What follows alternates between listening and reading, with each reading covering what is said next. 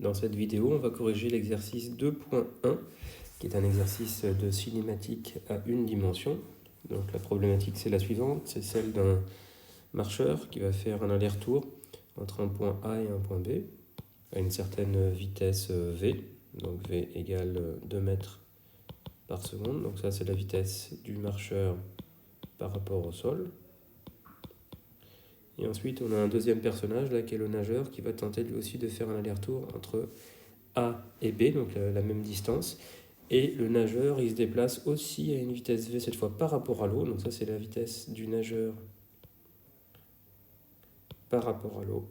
Évidemment, ce n'est pas la vitesse du nageur par rapport au sol, c'est la vitesse du nageur par rapport à l'eau, 2 mètres par seconde. Et ensuite, l'eau, elle se déplace à une certaine vitesse, elle coule, c'est une rivière, à une certaine vitesse ici, VE, et la vitesse de l'eau, 1 mètre par seconde. C'est donc la vitesse de l'eau par rapport au sol. Voilà, on demande de savoir qui va arriver en premier au niveau du point A sur cet aller-retour. Donc un raisonnement un peu trop rapide consisterait à dire que le temps que perd le nageur au retour parce qu'il doit remonter le courant est compensé par le temps qu'il a gagné à l'aller parce qu'il était emporté par l'eau. Ça, c'est un raisonnement qui est trop rapide parce qu'il marcherait ce raisonnement seulement si le temps était proportionnel à la vitesse. Or, on va voir, le temps n'est pas proportionnel à la vitesse, mais inversement proportionnel à la vitesse. Donc ça ne marche pas comme on le pense naïvement. Donc, il faut qu'on fasse le calcul. Pour faire le calcul, c'est très simple. Je vais calculer le temps d'aller-retour que met le marcheur et le nageur. Donc le temps d'aller-retour grand T pour le marcheur, il doit parcourir une distance qui est 2 AB, aller-retour, tout ça à la même vitesse, V. Voilà, ça c'est le temps total, la durée pour le marcheur pour faire l'aller-retour. Bon, si je cherche la durée grand T pour le nageur,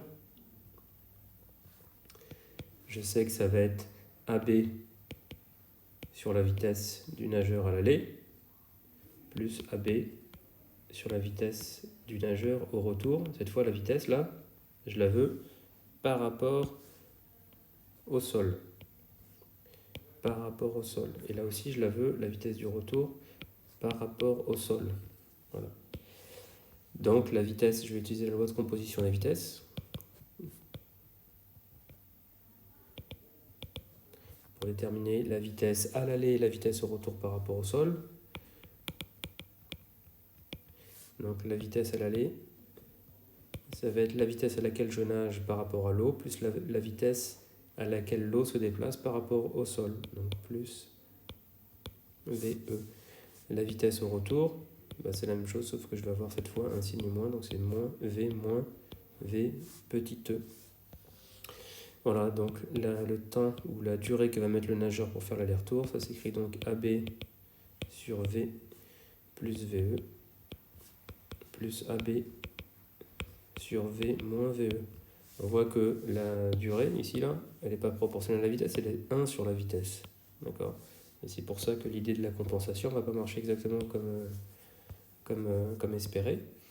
Donc là, si je mets AB en facteur, ça fait AB facteur de 1 sur V plus VE, plus 1 sur V moins VE. Je vais simplifier un petit peu en mettant tout ça au même dénominateur. Donc je vais avoir AB facteur de V moins VE plus V plus VE sur V plus VE facteur de V moins VE.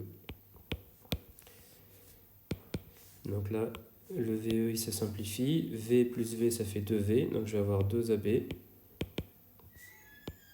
V sur V carré moins VE carré. Donc si je veux, je peux, pour essayer de me rapprocher de ce résultat ici, 2AB sur V, essayer de mettre 2AB sur V en facteur, donc le temps du nageur, c'est 2AB sur V que multiplie V carré sur V carré moins VE carré.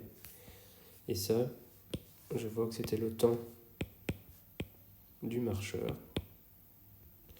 Autrement dit, je vois que le temps, la durée totale que met le nageur pour faire l'aller-retour, c'est la durée que met le marcheur, que multiplie un facteur correctif qui vaut, je vais l'écrire 1 sur 1 moins VE sur V au carré.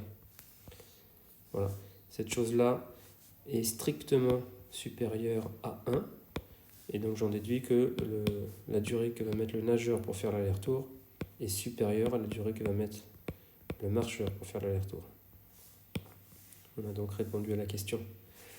On voit également ici, là, sur cet exemple-là, que si jamais la vitesse de l'eau par rapport au sol, si VE est égal à V, alors on voit que le nageur va mettre un temps infini, mais ça c'est complètement logique, on va y réfléchir, puisque VE là sur V va être égal à 1, 1 moins 1 ça fait 0, 1 sur 0 c'est l'infini. Voilà. Et ça c'est complètement logique parce que si je reviens à mon dessin ici, j'aurais pu l'intuiter assez vite, c'est que si l'eau se déplace par rapport au sol à la même vitesse que le nageur nage par rapport à l'eau, eh bien quand je serai à la place du nageur ici là, et que je reviens de B à A, je nage disons à 2 mètres par seconde, mais l'eau va aussi à 2 mètres par seconde, donc je reste au même point. Donc jamais j'arriverai en A. Voire même si la vitesse de l'eau était plus grande que la vitesse à laquelle je nage, je reculerai, donc je ne reviendrai jamais en A. Donc on comprend effectivement qu'il y a une dissymétrie entre le nageur et le marcheur, et donc le temps d'aller-retour peut être différent. Voilà, là on a calculé exactement la formule qui permet de relier le temps d'aller-retour du marcheur avec le temps d'aller-retour du nageur.